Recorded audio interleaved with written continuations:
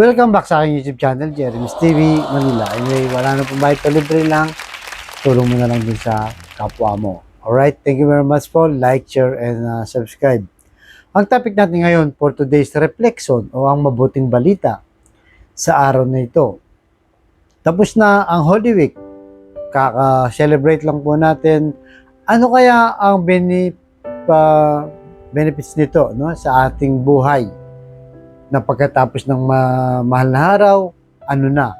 Tapos na rin ba yung iyong panata o yung pagdarasal? So, sa ating modern time ngayon, 2,000 years ago na po kasing nakalipas yun. Ano kaya ang nakuha natin magandang aral para ma-inspire tayo sa ginawa ng ating Panginoong Yesus? So, alam naman po natin, no, ng buhay natin, meron tayong season na kung saan ay problemado tayo. Stress tayo, no? Salat tayo sa pera, lugi sa negosyo, yung tila ba pagod ka na, pinanghinaan ka na ng loob, ayaw mo nang lumaban. Di ba? So, ibig sabihin, meron tayong time na parang mahal na araw, o Biyernes Santo, hanggang Huwebes Santo, mga ganyan po, no? Na talagang hirap po tayong makabangon. At kailangan natin, siyempre, ng power o ng kapangyarihan ng Diyos para natin ito malagpasan. Available kaya ngayon o nung panahon lang ng mahal na araw o yung 2,000 years ago nakalipas? Sabi sa Efeso chapter 1, verse 19 to 20, ang di masukat niyang kapangyarihan na kumikilos sa atin na mga nananalig sa Kanya. Ang dakilang kapangyarihan din yon ang bumuhay kay Kristo. So, ibig sabihin po, mga kapatid, no, na yung panahon na yon na binuhay ng Ama ang ating Panginoong Yesus, ay pwede rin niyang gawin sa atin. Available siya, hindi lang kila Pablo, no, sa kanyang mga apostol, sila San Pedro, sila San Juan, lahat po, no, naging banal. O sa ating mga Katoliko, yung mga naging santo natin at mga santa. Dahil alam naman po natin ng kapangyarihan ng Diyos ay kakaiba, no?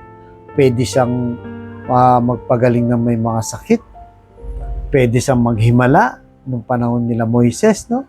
Hinati yung dagat, at marami pang mga himalang ginawa. Hanggang sa panahon po natin ngayon, ay ganun pa rin, hindi siya nagbabago. Kaya nga, di ba, siya yung Alpha at Omega.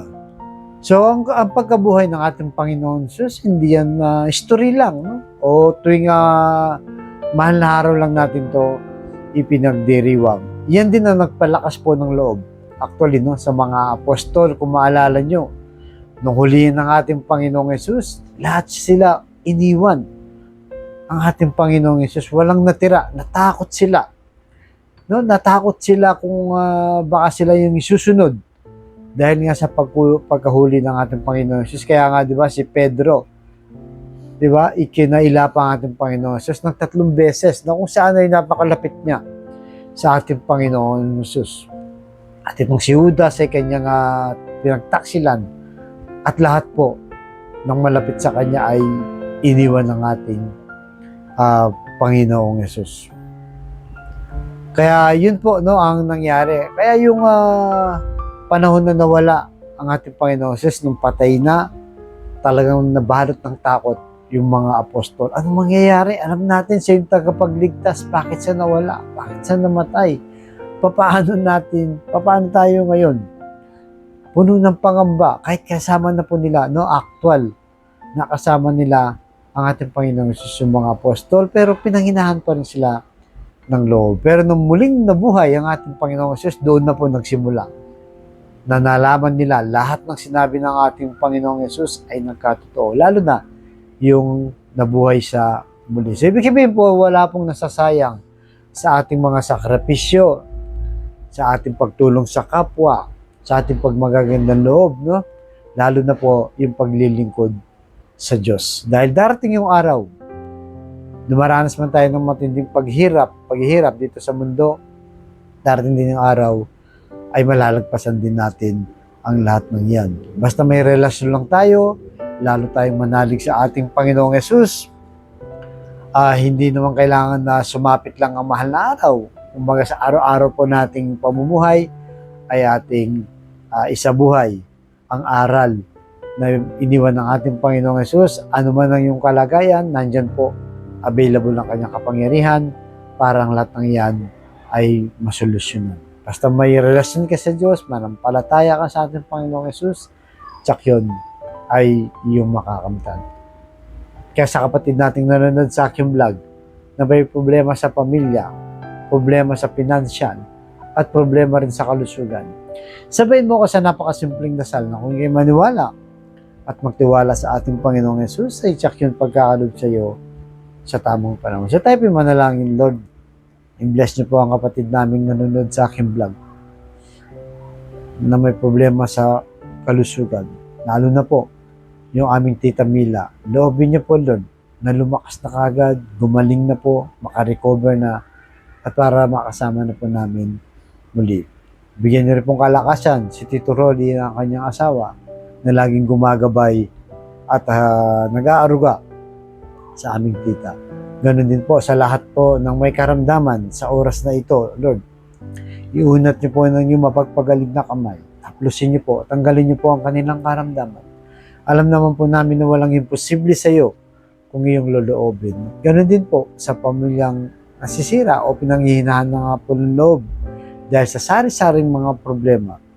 Ipuin niyo po ang kanilang puso na maging matatag, mapagkumbaba, mahabang pasensya, at higit sa lahat, ang mapagmahal sa bawat miyembro ng pamilya at pananampalatayang iyong binigay po sa amin. Ganon din po sa financial, Lord, na kailangan namin lahat. Lalo na po, yung mga kapatid namin walang-wala. Ultimo pambili ng 1 kilo lang ng bigas, pinoproblema pa kung papaano nila iraraos ang kanilang pamilya. Ipuhin niyo po, Lord, ang aming pinansa at lalo na po ang aming hanap buhay para may provide ang pangailangan ng bawat pamilya namin. At patawarin niyo po kami sa aming mga kainahan at kasalanan. Ang lahat na hiling namin sa matamis na pangalan ng ating Panginoong Yesus. Amen and amen. To God all be the glory. Sa ngalan ng Ama, ng Anak, ng Jesus Christ. Thank you very much.